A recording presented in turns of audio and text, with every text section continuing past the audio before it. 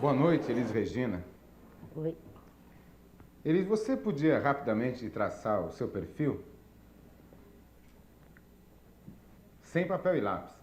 De perfil ou sem perfil? Bom, eu me chamo Elis Regina Carvalho Costa.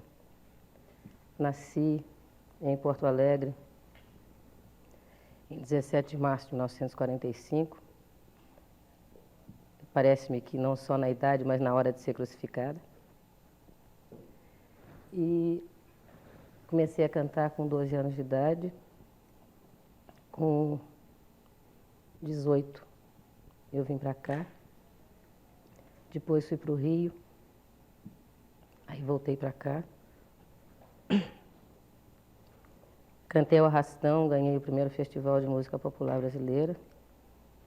Fiz o Fino da Bossa, cantei com Jair Rodrigues, viajei por algumas partes do mundo, viajei muito pelo Brasil.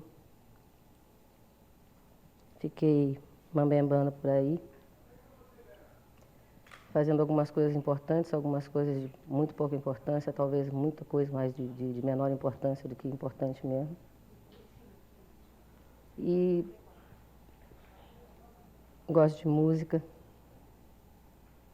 gosto de cinema, gosto de ler, gosto de cozinhar, gosto de plantar. E estou aqui porque recebi um convite que eu achei que era maravilhoso, de participar de um programa que eu gosto muito de ver normalmente. E, de uma certa forma, sempre me imaginei fazendo parte dele. E como eu não gosto de morrer com vontades, eu vim fazer. Elis, você deu uma série de informações pessoais. Agora, você normalmente, pelo público, não é conhecida pessoalmente, mas sim profissionalmente. Qual a sua expectativa de ser entrevistada pelo povo, num papo assim direto, com as pessoas que te conhecem mais profissionalmente? De repente, saber qual é, o que é que as pessoas acham que eu sou. Evidentemente, em função de coisas que elas leram, coisas que elas ouviram falar. Eu tenho uma certa expectativa, eu gostaria de saber, por isso que eu estou aqui. Bem, sua expectativa começa a ser atendida a partir de agora com você como convidada do Vox Populi. Então tá. Você conhece a Elis Regina? Sim, O que você acha dela? eu acho uma boa cantora e também bastante popular, bastante conhecida assim no meio artístico. É uma excelente cantora, eu gosto dela, tenho todos quase discos da coleção. Ótima cantora. Por favor, o que você acha da Elis Regina? Pra mim, é a melhor cantora brasileira. Não tem outra. E você? Eu concordo com ele porque é uma garota que convém a gente, né? Chama a atenção de todo brasileiro, né? Eu gostaria de saber o que foi importante para você subir em sua carreira. Teve muita coisa importante. Teve uma série de pessoas com disposição de me ouvir, como, por exemplo, Armando Pitigliani, que foi quem me deu a possibilidade de fazer um disco do jeito que eu achava que devia ser feito, cantando músicas de Caymmi, Edu e uma série de outras pessoas que eu respeitava muitíssimo. Teve o Walter Silva, Pica-Pau, que me considerou capaz de participar da programação do Teatro Paramount, o falecido Teatro Paramount aqui em São Paulo. Teve o Edu Lobo, que achou que eu era a pessoa indicada para cantar a música dele no festival. Independente disso, teve um momento, né, que a música brasileira estava saindo de um período de bossa nova que fez toda uma preparação inicial para o trabalho da gente. havia realmente a possibilidade de que pessoas novas, com propostas novas, se apresentassem. Parece que não havia medo de novas propostas, não havia medo de gente jovem.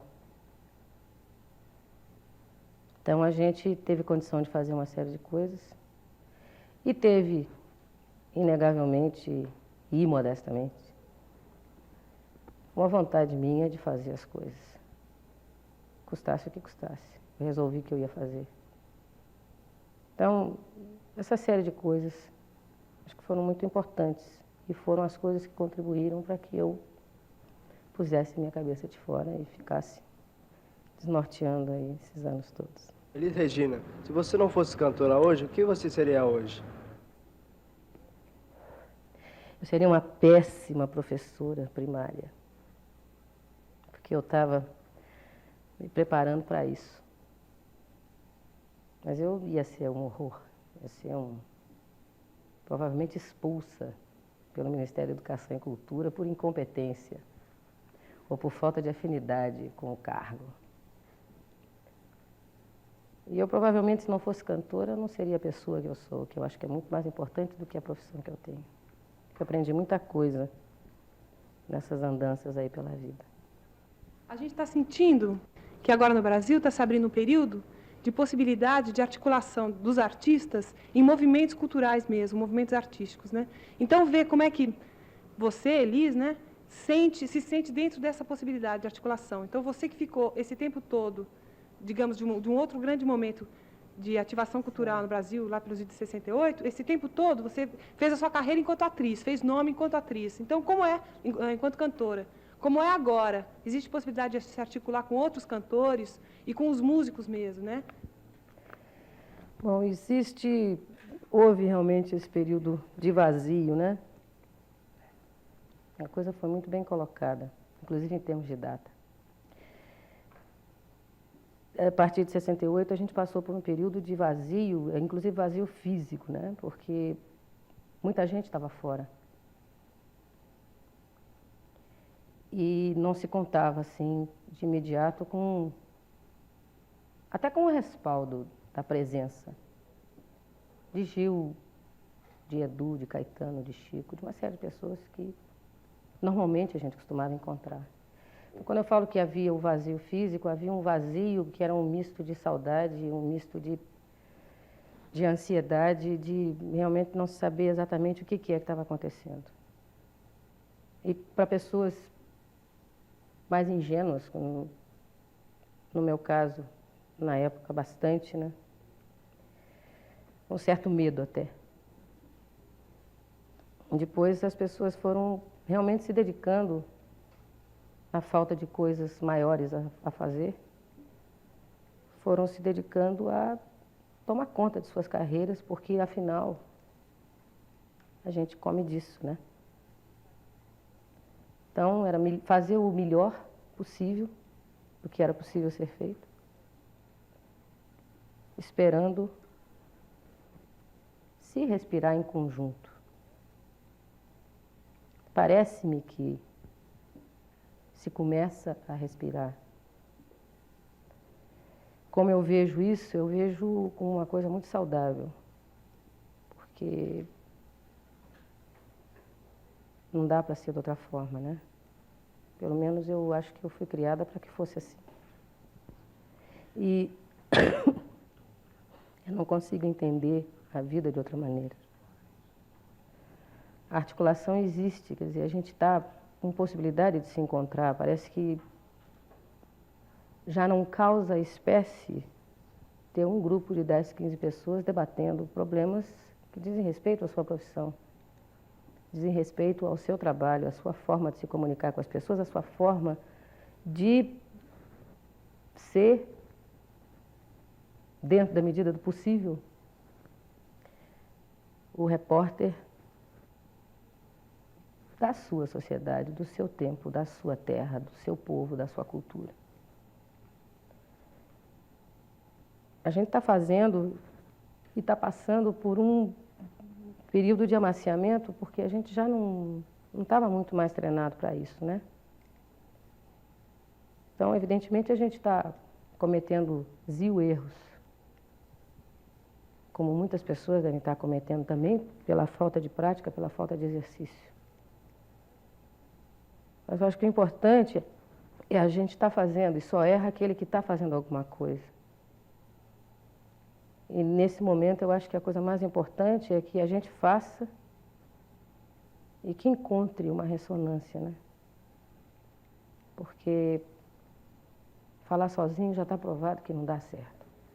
Eu perguntaria a Elis Regina, minha particular amiga, sempre fomos amigos, com a fundação da Associação Assim, qual a procuração que ela tem em falar em nome dos músicos?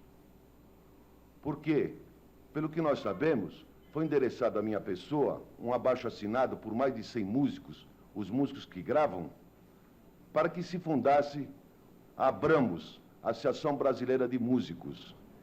E conseguimos também que juntasse a nossa associação todos os músicos do Rio. Então, a Abramos está com os poderes totais dos músicos, ou seja, os músicos do Rio e de São Paulo, aqueles que gravam. E eu não entendi o porquê ainda se fala tanto em músicos na Assim. Se fala em músico na Assim, senhor Wilson Sandoli, que, aliás, não é meu amigo particular, porque eu tenho extremo bom gosto na escolha dos meus amigos. A Assim é a Associação de Intérpretes e Músicos. Ela foi fundada e reconhecida pelo Conselho Nacional do Direito Autoral no dia 14 de abril de 1978, fundada em fevereiro de 78 também. Não me lembro precisamente o dia, mas me parece que foi dia 15 ou 16. Eu não me considero uma pessoa que tenha delegação de poderes para falar em nome do músico. Quem teria seria o presidente da ordem, no caso o senhor, que nada está fazendo pelo músico. Eu falo em nome do músico porque eu sou músico. Eu sou portadora de uma carteirinha azul de número 0022 da Conselho Regional do Rio Grande do Sul, da Ordem dos Músicos do Brasil. Portanto, eu sou músico. Meu instrumento é a voz, aliado à palavra. Não aceito discriminação. Com relação a Abramos, como músico e como presidente da Assim, eu queria dizer o seguinte: cadê o seu alvará de reconhecimento do Conselho Nacional do Direito Autoral? Os seus abaixo-assinados, enquanto não houver o reconhecimento pelo Conselho Nacional do Direito Autoral, não servem para nada, a não ser para fins secundários e não divulgáveis ao público. Ao seu abaixo-assinado eu contraponho um do Recife, um de Salvador, um do Rio de Janeiro, que não é de 100, sabe? É de uns 1000, mais ou menos, de insatisfeitos. E maiores explicações a respeito da Assim, provavelmente eu poderia lhe dar ao vivo na Rua Minas Gerais, número 41, ou pelo telefone 257-2547. Ou então procure Marcos Vinícius, a Marco Pereira Disco, que ele sabe perfeitamente o que dizer. Meu secretário executivo, aliás, uma pessoa brilhantíssima, que também é músico, viu? E que não está satisfeito com uma série de coisas que perduram há muito tempo, entendeu? Perduram há muito tempo, acontecem à nossa revelia, inclusive eleições da ordem, eleições do sindicato, das quais eu sequer fui cientificada, ainda que por jornais de alta circulação, e de uma série de outras coisas que o Demétrio, lembra do Demétrio, saxofone? Pois é, Demétrio deu uma série de outras dicas para a gente também, documentadas todas, e que poderão ser acionadas a qualquer hora. Muita gente fala em defender a arte nacional, a música nacional, contra a penetração de música estrangeira. O que você acha? Você considera correto que sejam postos freios ou barreiras nacionais ao desenvolvimento da arte, da música em particular? A coisa é abstrata. Quando a gente fala assim, proteção à música nacional, não quer se dizer que a gente esteja brigando contra a música estrangeira, em princípio. Não é nada disso. A gente briga contra a música de péssima categoria estrangeira que está sendo executada no Brasil. Eu acho que quanto a isso a gente não pode nem dizer que não se está falando uma verdade. Esse chibum de discoteca que está pintando aí, eu juro que não é nem o melhor de lá. Lá deve ter coisa melhor. É o que de pior está sendo tocado aqui, né? Então, em princípio, a gente não pode ser contra a música estrangeira, porque, de repente, você pode estar sendo contra Duke Ellington. E aí a gente está sendo imbecil. Então, a música estrangeira, a gente não é contra. A gente é contra uma imposição de música estrangeira no mercado de trabalho, que já, pela sua própria Constituição, é estreito e que vem ainda estreitar mais a coisa. Então, quando a gente fala em proteção de cultura, a gente está mais ou menos falando a mesma linguagem daquele moço que é dono de um laboratório pequenininho, que faz pílulas há muito tempo, e que, de repente, está em vias de ser deslocado no mercado por um grande laboratório alienígena. Entendeu? Quer dizer, o problema de se lidar com música faz com que a coisa pareça um pouco mais romântica e mais bonita. Mas o esquema de imposição de multinacional é exatamente o mesmo, e toda gravadora é multinacional. Entendeu? Então, a preocupação da gente é muito a longo prazo. Quer dizer, é terrível você chegar numa cidade chamada Tracunhaém, que é uma das bases da cultura popular, da cerâmica popular do Nordeste, em Pernambuco, e ver aqueles meninos que estão fazendo os seus bonequinhos de barro, cantando essas músicas que estão passando como fundo de novela na televisão. E falando uma língua que não é exatamente a nossa, entendeu? Que a coisa já está chegando num ponto de loucura tal, de massificação tal, que ok é a mesma coisa que tudo bem, entendeu, bicho? É isso aí. Tá tudo assim, tá sabendo? Isso aí, malandro. Viu, carinha? E não dá para viver num país assim, né? Quer dizer, eu acho que tá tudo bem. Tem os carinhas, que tem os charais, tá tudo certo, eu não sou nada contra, não. Mas que haja um lugarzinho assim para as pessoas que estão preocupadas em, pelo menos, agir em português, né? Está difícil. O incentivo inexiste. Liz, naquela tua gravação, Querelas do Brasil, você diz que o Brasil está matando o Brasil. Que história é essa, hein, Liz? Eu gostaria que você lesse jornal.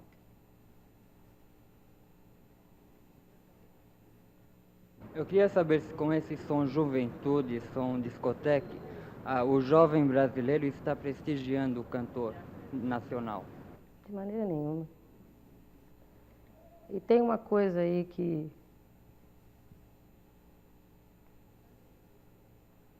não vai acontecer nunca isso aí. Porque esse pessoal que frequenta a discoteca, via de regra, também não vai comprar disco brasileiro, não. Se tiver uma graninha disponível, ele vai comprar o importado. Então, não está acrescentando nada. A gente não está acrescentando nada. Muito pelo contrário. Está só tirando chance. É claro que a gente faz força, né? As pessoas de um certo nome, como Milton, como Chico, Betânia, Gal, Gil, Caetano, eu, João, elas vão se segurando. Mas hoje em dia, a maré está muito mais para diversos do que para Chico Buarque de Holanda, pode-se crer. Elis, por que você sempre usa o cabelo curto? Porque eu não tenho cabelo comprido. É assim que eu gosto, ó. Se bem que agora eu estou pensando em deixar crescer um pouquinho. Fazer uma moldurinha para o rosto, assim, de vez em quando, eu acho gostoso, entende, Peixe? No tempo do menino das laranjas, de arrastão, era maiorzinho, armado. Cheio de laquê, algum bombril por baixo, assim, para deixar mais alto. Naquele tempo, eu, assim, em termos de layout, eu era a minha mãe. Eu estou mais jovem hoje em dia, apesar do peso da idade. E hoje você é quem, Elis? Sou a mãe do João, do Pedro e da Maria. Você viu que eu tenho uma imaginação fertilíssima. Meus filhos têm os nomes mais rocambolescos possíveis. Diz Gilberto Gil que a gente precisava voltar a ser brasileiro até em nome de filho. Então eu aderi logo. Oi, Regina. Você que tem um sorriso tão bonito, eu tenho uma leve curiosidade em saber se seus dentes são naturais ou são dentadura.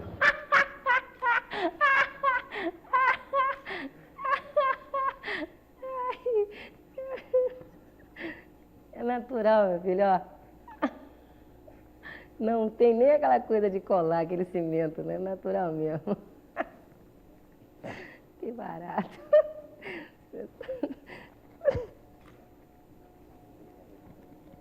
Esse seu sorriso acabou virando meio marca registrada de algumas das suas apresentações, né, Elis? Rapaz, as pessoas são loucas. Dentadura. Que barato. Que loucura. Que doidice. Elis, como é que você dirige a sua vida fora do palco? Bom, Elis, eu queria saber como você consegue conciliar a sua vida familiar com a vida profissional. Assim, quando você viaja para fazer shows, como que você faz com seus filhos?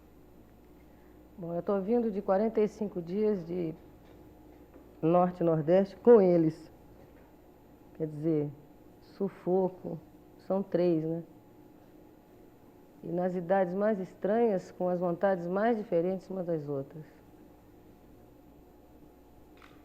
Eu tenho viajado muito pouco de 5 anos para cá. Eu tenho ficado muito mais por São Paulo que por outros lugares. Então, eu estou meio desacostumada essa coisa de deixar filho, né?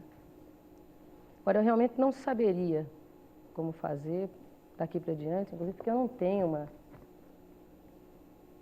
estrutura montada, né, para deixar os meninos sem que eles fiquem com problemas, assim, até de assistência, já não digo de carência, mas de uma assistência permanente.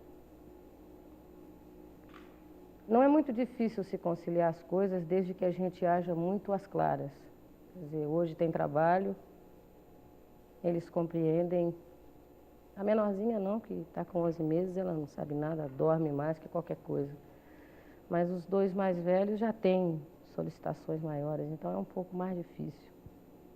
Mas costuma-se agir às claras, quer dizer, hoje tem trabalho, hoje eu não vou sair para trabalhar, eu vou sair para ir ao cinema, também sou filha de Deus, mereço. E eles são pessoas compreensivas, quer dizer, eu tenho a impressão que o filho do artista, em geral, já está mais ou menos, já é até mais ou menos concebido de acordo com essa estrutura de trabalho da gente. De vez em quando, até no meio de uma viagem, né?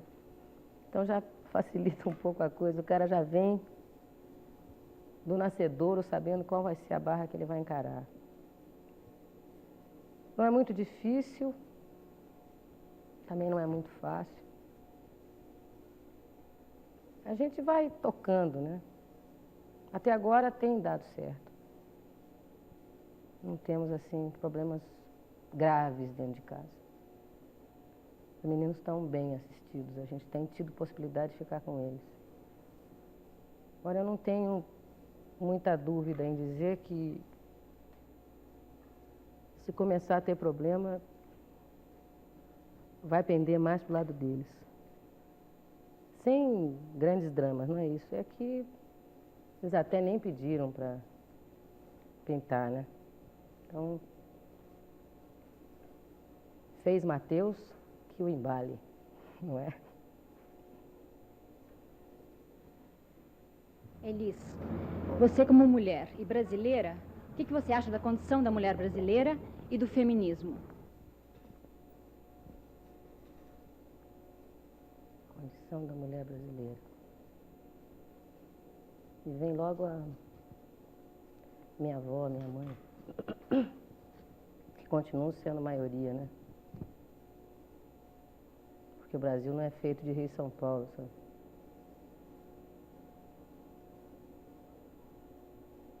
Não acho muito legal, não.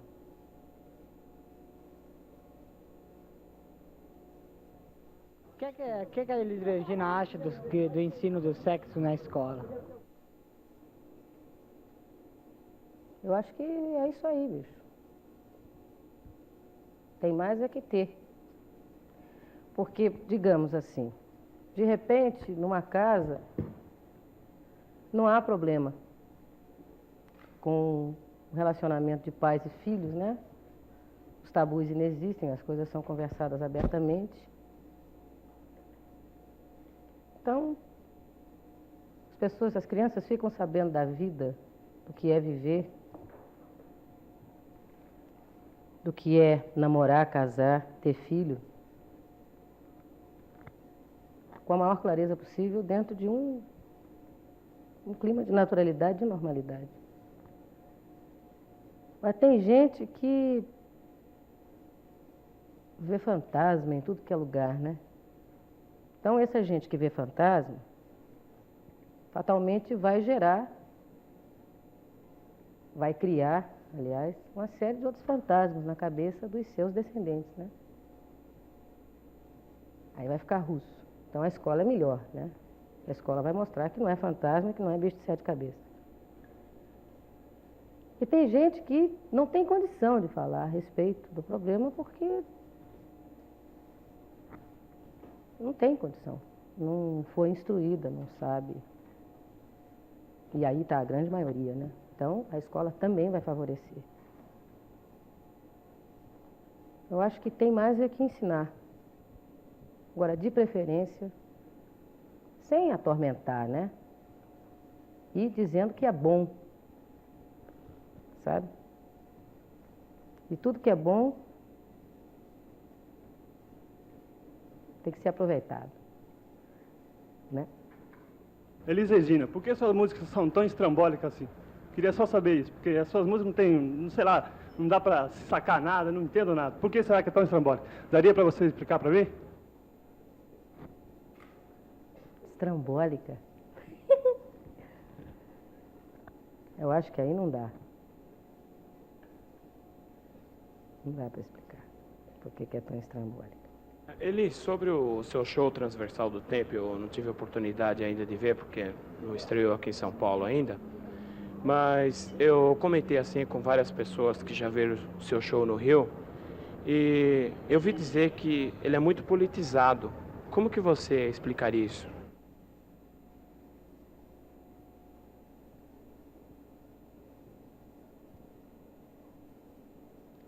Bom,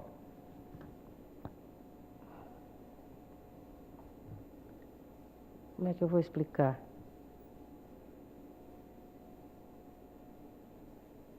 A linha do espetáculo é uma linha de debate, de uma série de assuntos.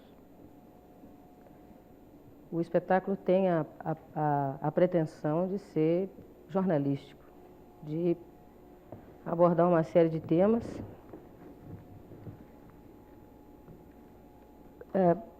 fazendo um tocar, né? Porque Sonda de Profundidade em 2 horas realmente não dá para se lançar. Ele faz uma série de denúncias, digamos assim, no sentido de mostrar uma série de coisas. Quanto a ser político, a preocupação da gente não era especificamente essa. Mas acho que a gente tem que participar um pouco, né, da vida. Porque senão corre o risco de virar Carolina. O tempo passa na janela e ela não vê.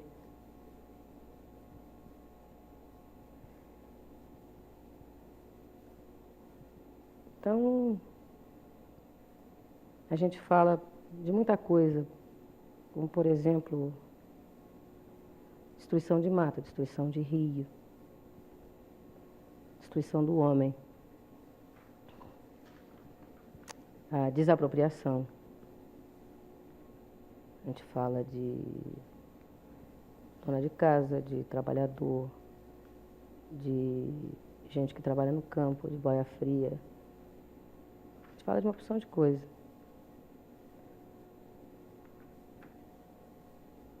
Através de músicas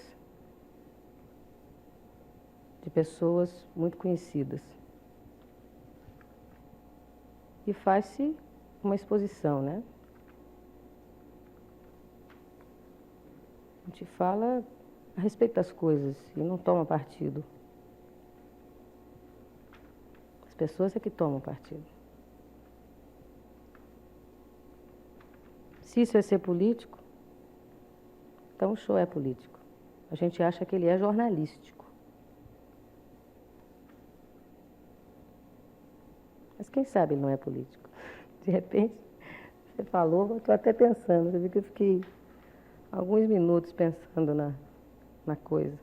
Até responder. Alguns minutos, alguns segundos. De repente até é. Só. Ou não, quem sabe, talvez. Tudo é possível. Oi, Elis. Oi. Tudo bom? Eu queria saber de você o seguinte, a gente sente Fausto Brilhante, Transversal do Tempo, uma proposta específica, né, de trabalho. Eu queria saber de você, qual é o critério de escolha dessa proposta? É, digamos, o momento social, é o seu momento, tá? Uma coisa sua, pessoal, é um trabalho de discussão do grupo, digamos, vocês chegam à conclusão a partir de uma discussão de grupo. Realmente, como é que a coisa é elaborada até chegar à proposta final? Bom, Thomas, esse é meu amigo. Viu como eu tenho bom gosto? Até pelo layout, dá para saber os meus amigos, como eu tenho bom gosto. Thomas é um compositor, é uma pessoa que eu prezo muitíssimo. É um grande músico, um ótimo cantor. Daqueles muitos que eu falei para vocês no começo, está esperando a chance, né? Para mostrar o quanto ele pode fazer, como ele pode fazer bem as coisas. Enquanto seu lobo não vem, ele fica transando umas aí, que também são ótimas, porque são muito bem feitas em publicidade. Bom, como é que a gente trabalha? A gente trabalha assim. Não dá para separar o momento que a gente está vivendo como pessoa, como cidadão, como indivíduo sozinho, narciso, olhando para o espelho assim o dia inteiro, dizendo eu me amo. Não dá para separar. O nosso relacionamento em termos de grupo é muito forte. A gente debate muito tudo que acontece, desde programa de televisão até notícia de jornal. A gente até às vezes lê jornal junto e um comenta uma notícia para o outro. É muito difícil que as coisas não sejam saídas de um debate e que as coisas não sejam postas em votação e que as coisas não sejam, afinal, levadas adiante quando são o pensamento da maioria. Porque a gente é assim, a gente acredita nessas coisas de democracia, assim, sabe? Então a gente age desse jeito. Então a gente debate as coisas, debate o que a gente está a fim de fazer, o que a gente pretende fazer, o que a gente pretende, onde a gente pretende chegar com o trabalho, a quem a gente pretende atingir. Aí depois sai fazendo com as pessoas que a gente também escolhe, né, de comum acordo. E, invariavelmente, no trabalho da gente tem as ansiedades pessoais, as ansiedades coletivas, as ansiedades do social. É muito difícil dissociar, né? E a gente, assim, entre uma votação e outra, vai fazendo um showzinho. Elis, em seu show Transversal do Tempo, que assisti no Rio de Janeiro, me pareceu que sua presença, como sempre, muito forte, ofusca toda a participação dos músicos. E mesmo todo o seu domínio sobre, e até iluminação, cenário, enfim, o show em si criando uma tensão muito grande. Não seria mais proveitoso uma libertação maior? Eu também acho, viu? Seria bem proveitoso uma libertação maior.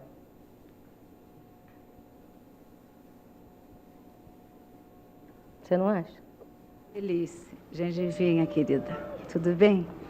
Elis, eu queria saber de você uma coisa.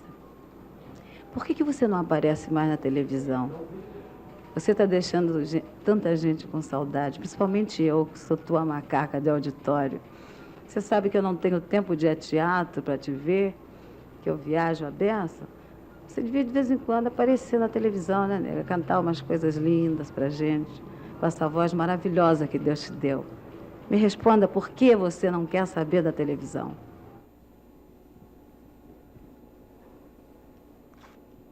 Minha cantora, legal. Dona Saputi, não é que eu não queira. Eu até tenho feito alguns programas de televisão, eu fiz uns 2 ou 3 especiais nos últimos tempos. Não é questão de não fazer. Porque eu estou a fim de fazer legal. Sabe, podendo fazer as coisas que eu acho legais. Você sabe que um dia desses, faz tempo isso, eu fui convidada para fazer um programa de televisão, um plástico desses aí.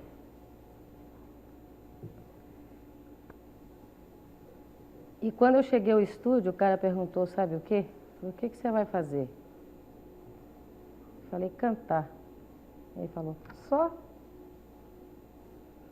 Aí eu fui para casa. Porque a única coisa que eu sei fazer é essa. E se não serve, só, eu fui embora.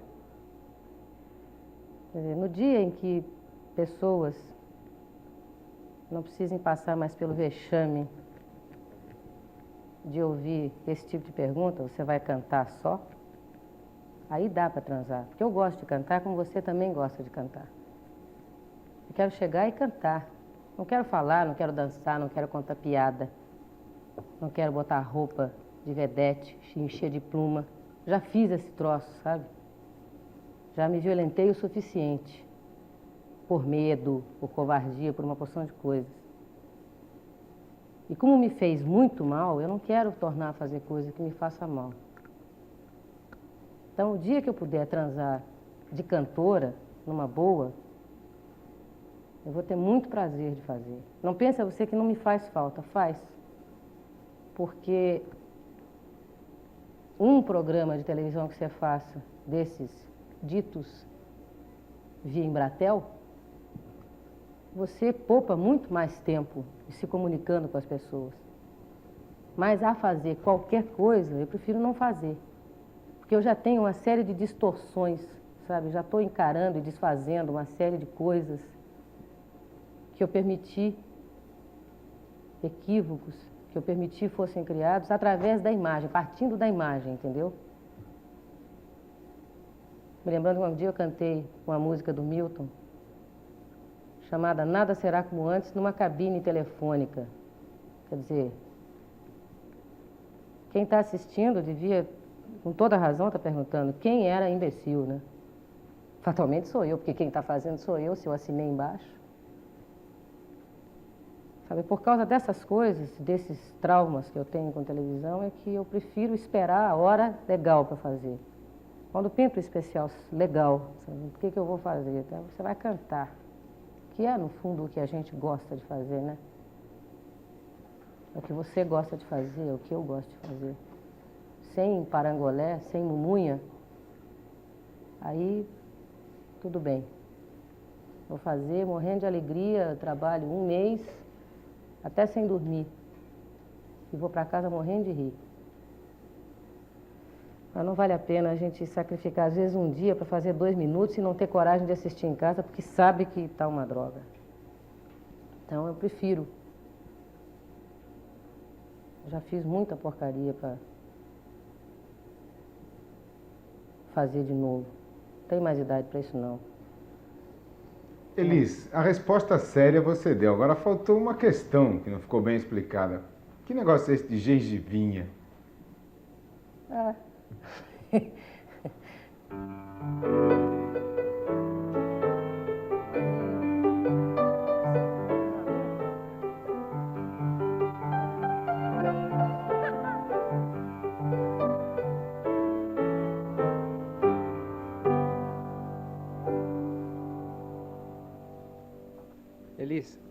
tenho certeza que você se lembra dessa música e do momento que ela apareceu, que eu acredito que tenha sido um dos momentos mais felizes da nossa música popular brasileira, para a nossa música popular brasileira. Eu gostaria de saber de você se você acha que isso pode novamente acontecer. Ou ainda, o que deveriam fazer os artistas ou os veículos de divulgação para que isso acontecesse. E ainda mais, caso isso aconteça, o que deveriam fazer os artistas para preservar uma coisa que reconhecidamente foi tão bom para a nossa música popular? Esse é meu amigo, viu? Tenho bom gosto na escolha dos meus amigos. Independente de ser meu amigo, é músico, toca um instrumento. Toca muitíssimo bem, talvez seja um dos melhores pianistas desse país. Seu Hamilton Godoy, que me acompanhou durante muito tempo, não só no filme da Bossa, como em andanças e cheganças por aqui, por Europa, por África, por Venezuela, Uruguai, Argentina. E é uma pessoa de quem eu particularmente gosto muito. E respeito como profissional mais do que ele até possa imaginar. Talvez eu nunca tenha dito assim ao vivo, pela televisão seja mais fácil, porque eu tenho certos problemas de inibição ainda, por incrível que pareça. Hamilton, essa hora aqui de música que a gente viveu, realmente eu acho que foi muito importante. Como foi importante Bossa Nova, como foi importante Tropicália. Eram momentos que a gente estava muito junto, né? E que a gente falava as coisas que a gente tinha vontade de falar. Talvez a gente não tenha um momento mais brilhante, porque já não se fala como antigamente. A gente mede muito as palavras, usa muita metáfora. Talvez aí a dificuldade até de que a gente crie todo um clima de corrente, digamos assim, né?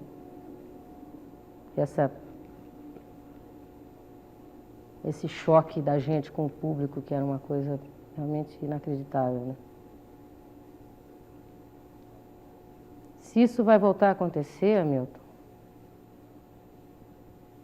eu tenho fé que vai. Alô, ali? Agora como é que eu vou escutar a resposta dela? Alô, tá me ouvindo? Como é que eu vou escutar a resposta dela? Eu não consigo. Por que você não veio aqui na Brasilândia fazer um show, hein? Aqui no ginásio mesmo, aqui pertinho. Ah, eu juro que eu vou. Está escutando a resposta? Tá? Que barato. O que ela respondeu? Vai vir. Vai vir? Vou, Viu, quero eu vir. gostaria de conhecer você pessoalmente, em qualquer lugar. Pode ser aqui na Brasilândia mesmo, você não estranha. Eu vou sim, juro que eu vou.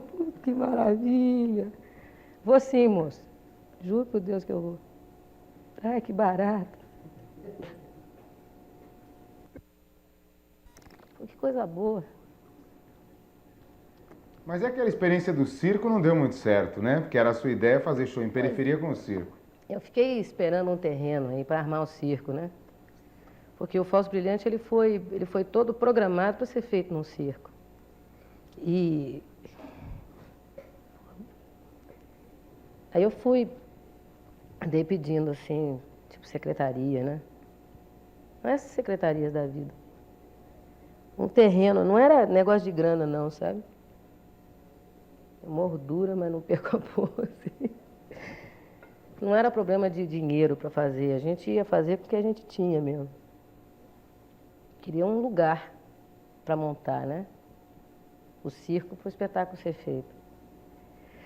Aí a gente ficou ensaiando 3 meses e 3 meses era um tal de gabinete de um para o gabinete do outro, e fale com o doutor fulano e vai para o doutor Cicrano, e o deputado X e o governador e não sei o quê, e o negócio acabou não saindo. Então a gente fez em teatro. Realmente a proposta era totalmente inversa, né? Era de ir mambembando onde desce. Porque se o espetáculo fosse feito com o circo, dentro de um circo, aí não teria mais nenhum problema, porque o circo já estaria todo equipado e se bastava para qualquer apresentação. Mas a coisa gorou no Nascedouro. Inclusive foi providencial o aparecimento do Teatro Bandeirantes, porque o cenário era gigantesco, que estava sendo todo estruturado para ser feito num circo, porque a gente tinha a promessa de que o terreno sairia. E dentro do Bandeirantes acabou ficando legal, né? Porque o teatro é enorme, tem uma boca imensa de palco. Então, acabou dando certo ali dentro. Agora, se não tivesse saído do Bandeirantes, eu não sei o que ia acontecer com a gente. Não com aquela tralha toda armada e num teatro pequeno ia ter que redimensionar tudo. Nesse sentido, você nunca teve, então, diretamente essa experiência de cantar para a periferia, na periferia? Não, para a periferia, na periferia, só essas coisas que de vez em quando você faz, né? Tipo show, em clube. As coisas que você faz e que não faz questão que ninguém fique sabendo, sabe como é que é? Não acredito muito em obra de fachada, não. A gente vai e faz, e ponto, acabou. A gente sabe. As pessoas ficam sabendo e Jesus Cristo toma nota no livrinho lá. Aí depois no saldo positivo, saldo negativo, ele soma, divide, faz a prova dos 9 e de repente eu entro no céu. Agora, não quero que ninguém fique sabendo. Já fiz alguma coisa assim, vamos conversar a respeito de outra coisa. Tá? Você acha que esse outdoor sobre a Cláudia Alezin Rodrigues vai trazer algum benefício para a juventude?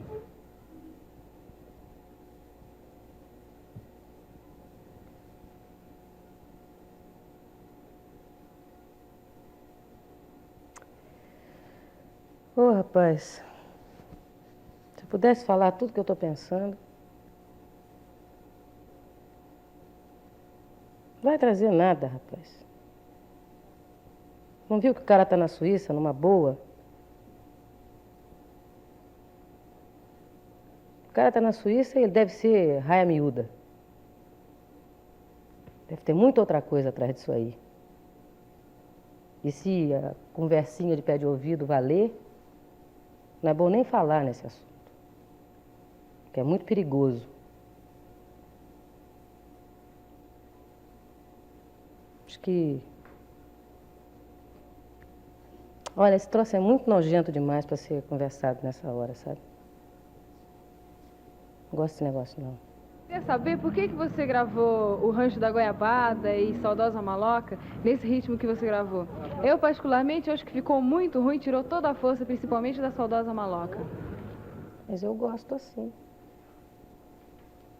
Tem uma história do Moacir Santos que é boa nisso. O jeito que ele fazia arranjo, as pessoas não se conformavam, né? Que era completamente diferente dos outros. Então, um dia, numa sessão de gravação, um trompista resolveu encrencar lá, com o jeito que ele escreveu o arranjo dele. Falou, mas não se escreve assim, maestro, o senhor me desculpe, me perdoe, não me leve a mal, mas não se escreve assim. Ele falou, mas toque. E o cara tentou tocar a segunda vez, falou, maestro, o senhor me perdoe, mas não dá para tocar porque não se escreve assim, como o senhor escreveu para trompa. Ele falou, não escreve? Ele falou, não. Eu falei assim, então saia dizendo por aí que Moacir escreve. Eu gosto assim de Saudosa Maloca, é o meu jeitão. Eu respeito você não gostar, mas eu gosto assim. Ali ele, ó. Que barato.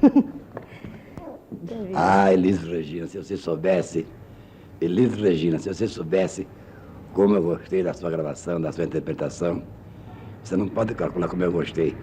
Eu e todos os meus amigos gostemos demais. Você cantou como eu queria, cantou legal. Gostei mesmo da sua interpretação do Saudosa Maloca, viu, Elis Regina? Minha queridinha. Eu preciso encontrar com você para dar o samba que eu falei que você era tupi, do Despejo da Favela. Sabe, Elis?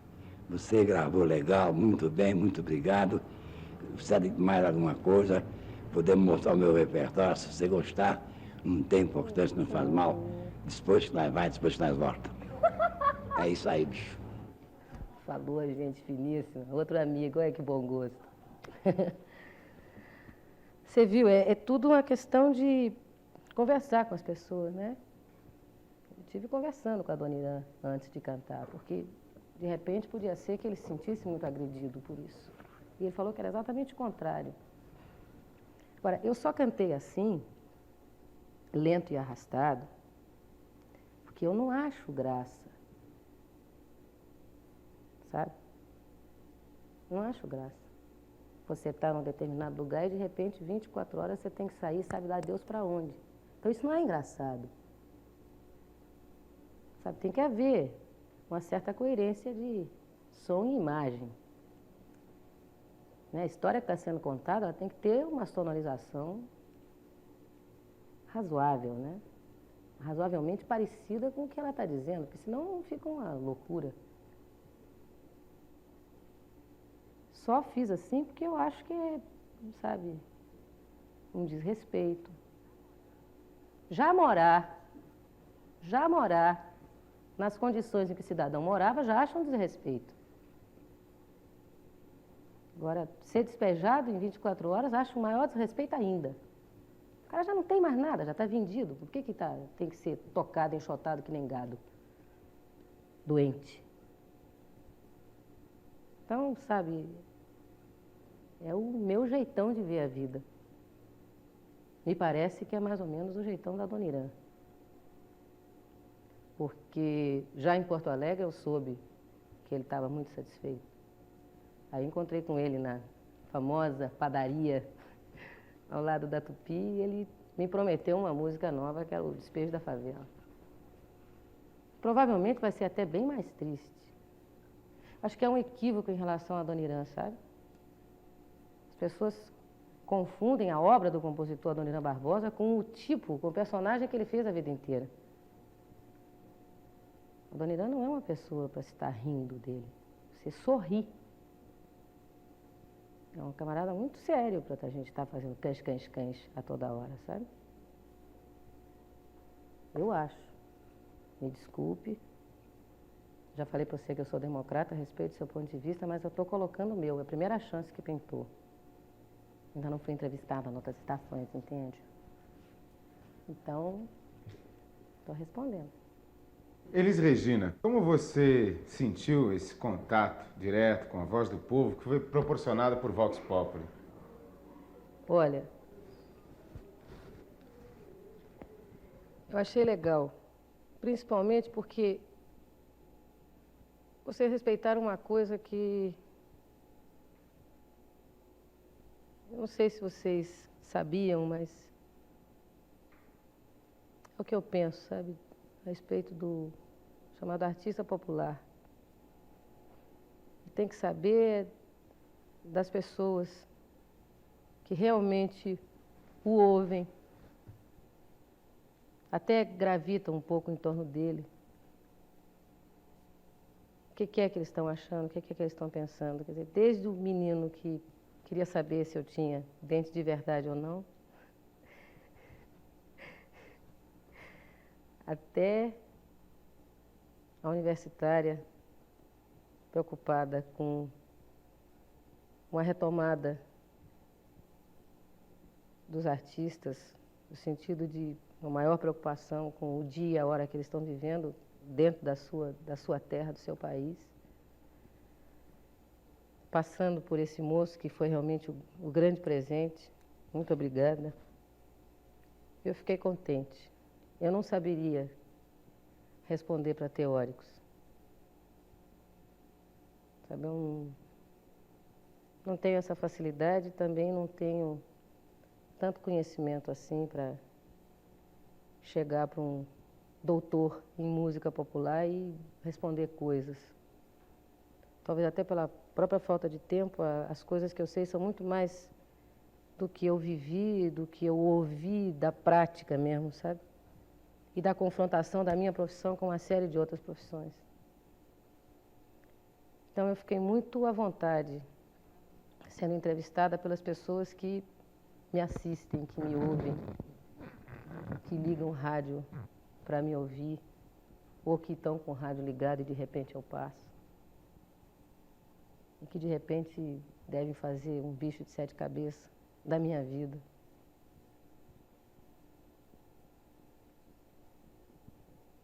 Eu queria pedir uma desculpa àquela moça que perguntou quanto eu ganhava. de ter dado uma resposta mais bruta, mas é que está meio na moda agora, né? O pessoal ficar preocupado com quanto o artista ganha para saber se ele pode ou não pode dizer certas coisas, ou seja, mais ou menos pede um atestado de pobreza da gente para falar a respeito de certos assuntos. Como se só tivesse autoridade moral para falar a respeito de certas coisas quem vivenciasse o problema. Você não pode saber da injustiça desde que você não foi um injustiçado. Aquela tal da discussão do sexo dos anjos que eu falei, as pessoas perdendo tempo com imbecilidade, o ladrão chegando, tomando tudo, levando embora. Então, eu achei que foi muito legal saber essas coisas. A moça que não gostou do Saudosa Maloca e que não gostou do Boia Fria, o Adoniran que gostou, a Ângela Maria que quer me ver. Sabe, eu achei que foi o maior barato. Eu achei muito legal e agradeço muitíssimo. Devo estar vesga agora, desculpa, é que eu fico nervosa, o olho vai para o lugar errado. E sendo para ser assim, bicho, a qualquer hora, é só o mesmo telefone mandar chamar que eu estou aqui de novo.